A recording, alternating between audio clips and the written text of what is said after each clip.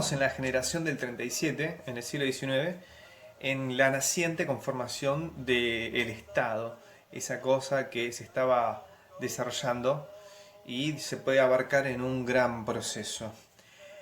Para reponer algunos hechos para ir al tema del texto de Oslac, la formación del Estado y el proceso de institucionalización del Estado, proceso de organización nacional que va del 52 en adelante, pero más que nada, o sea, parte del 61 en adelante, es decir, luego de la batalla de Pavón, en la cual se impone el gobernador de la provincia de Buenos Aires, Bartolomé Mitre, al presidente de la Confederación Argentina hasta ese momento, que era Justo José de Urquiza, gobernador de la provincia de Entre Ríos.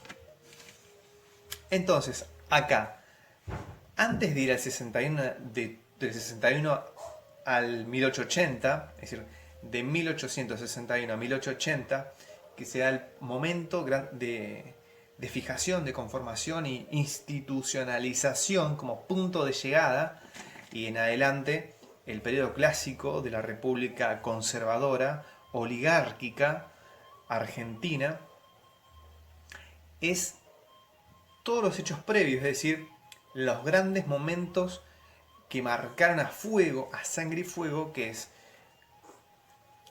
la emancipación colonial de Hispanoamérica, la conformación de los estados latinoamericanos y dentro de ese hecho la élite la élite nacional, protonacional, o sea que tenía en mente proyectos diversos en la cual justamente la que triunfa son los vencedores de Rosas, por decirlo así, o de alguna manera o de algún modo, ya que tenemos en 1852 la batalla de Caseros, en la cual se impone Justo José de Urquiza, gobernador de Entre Ríos, a el gobernador de la provincia de Buenos Aires, que es Juan Manuel de Rosas, y ya hemos visto el momento del bloqueo francés de 1838, 1839, 1840, y la envergadura que tuvo para el financiamiento, este bloqueo económico, de haber hecho penuria, estragos y miserias, y haber alentado sublevaciones internas con muchas facciones políticas internas, tanto en el marco del Partido Federal como del unitario. Y esto lo digo porque vimos la generación del 37 o vimos trazos, textos, jirones, líneas de la generación del 37, que básicamente es la juventud criolla educada a la europea, es decir, con las corrientes de pensamiento tanto liberales anglosajonas, el espíritus románticos de la filosofía en toda la envergadura que es la filosofía, ¿no? El marco literario, con el romanticismo alemán, el romanticismo francés, es toda la herencia y la formación en su momento de este recorte histórico, de esa vivencia, el periodo, ya, las grandes ideas de la modernización económica hacia ese marco. Y este sector, esta juventud intelectual, se va a declarar decididamente y abiertamente anti-rosista. Van a ser opositores fervientes a Juan Manuel de Rosas, que gobernaba, que tuvo dos periodos de gobierno, el segundo fue el que más pasó a la historia, como la dictadura o el terror rosista, que se enmarca en dos periodos bien precisos, que es del 40 al 41 y 42. Vimos el bloqueo francés del 39 al 40 y luego el bloqueo marítimo anglo-francés del 40 al 45. Y cómo esto alimenta la disidencia. Acá, ¿por qué es tan importante la generación del 37? Porque justamente van a ser los vencedores de esta confederación que la encabezaba Rosas, y luego la va a pasar a liderar Justo José de Urquiza. Es decir, desde su triunfo del 62, a partir de esa derrota, de esa maniobra vil de haber participado o conformado el Ejército Grande, que es Urquiza al mando de tropas de la Confederación junto con, con Uruguay, con el Estado Oriental del Uruguay y tropas de Brasil para imponerle, o sea, para vencer en el campo en la batalla del Palomar de Caseros. Esto, dicho, todo el periodo de los 17 años de gobierno de Rosas, bueno, cosas que quizás no podemos entrar porque son demasiados para lo que tenemos que ver, que son los procesos de conformación. Pero es ineludible remitirse y hacer una pincelada. Entonces tenemos la Confederación comandada por Urquiza, que es derrotado por Bartolomé Mitre. Esa es una derrota media rara porque él se retira del campo de batalla justo a José Urquiza.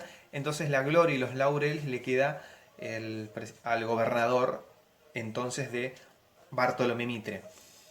La generación 37, ¿cómo bailan todo esto? Justamente son los triunfadores y son los que diseñan el proyecto político que va a ser de una república restrictiva, de una república tutelada por una élite política que tiene que comandar en base a una justificación y una raigambre y un proyecto económico y político que va a ser excluyente. Por eso en el anterior, en uno de los videos vimos ese fragmento de cómo es la justificación liberal del temor a las mayorías por el peligro de la tiranía de las masas, la tiranía de las mayorías y los peligros de desborde y cómo entra esto de la tiranía de la opinión de la mayoría y qué rol jugaban entonces en esta interpretación los caudillos populares. Bueno, para ir, habiendo dicho esto, son los grandes periodos de Caseros, la caída y derrocamiento de Rosas, asume como caudillo federal Urquiza. Urquiza es derrotado en 1861 en Pavón, y ahí viene la conformación, la centralización y monopolización del poder del Estado de Buenos Aires. Algo esencial de mencionar es que justamente la sanción de la Constitución va a estar encomendada o va a ser un redactor virtual, y para nada virtual también, Juan Bautista Alberdi, de la generación 37. ¿Quiénes eran la generación 37? Sarmiento, Mitre, tanto Echeverría, famoso por el poema La Cautiva, la obra literaria del Matadero. Bueno, todo este sector son los que confrontan y son exiliados del periodo rosista, del comando de Rosas en la Confederación. Tras su caída, regresan, todos estaban, era como decir el gran lema, todos contra Rosas. Cuando cae Rosas vienen las disputas internas, por ejemplo, algo que pasó en la historia son las diferencias políticas, no diferencias de proyectos dentro de un gran marco, ¿no? Que ya es la república restrictiva, en el cual se tiene que hacer el recorte de la ciudadanía. Entre las disputas, lo digo, entre Alberdi y Sarmiento, que se desarman en insultos e improperios y injurias el uno al otro. Uno le decía que tenía que usar pollera, tremendas. Después podemos leerlos, pero bueno. En esto, por ejemplo, Sarmiento, que va a ser presidente del 60, primero va a ser Mitre, luego Sarmiento y Avellaneda. Mitre el año 62, Sarmiento del 68 al 74.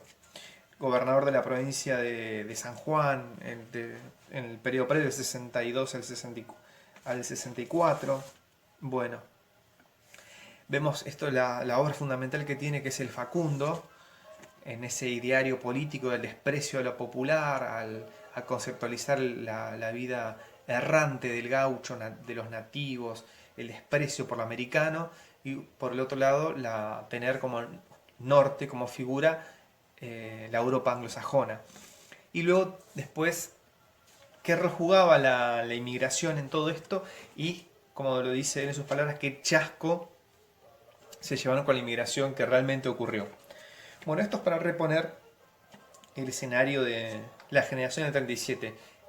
Repito, esa élite encumbrada que se gesta en el salón literario de Marco Sastre, y luego en el exilio, generación del 37, marchan al exilio, ahí nomás, en el 38, 39, y en el exilio, tanto en Uruguay, en Chile, en Europa, en esos recorridos son los grandes propagandistas políticos que en sus obras literarias y en sus obras es influir en la política interna de su país, nunca dejar de hablar de su país y de la tiranía de Rosas.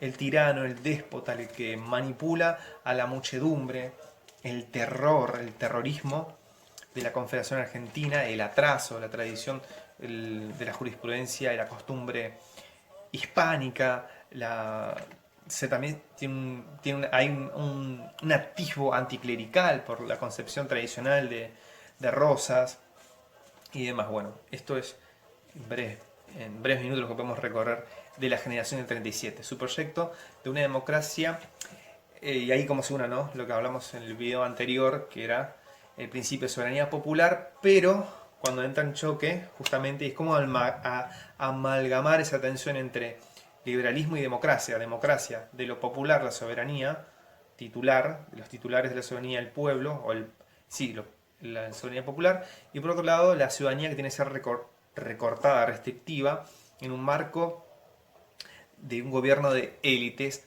para sí y para el resto que todavía no está preparado para ejercer la soberanía política. Estamos hablando de derecho de votos y muchas cosas más, ¿no? Así que bueno, por acá, si no se va a extender demasiado.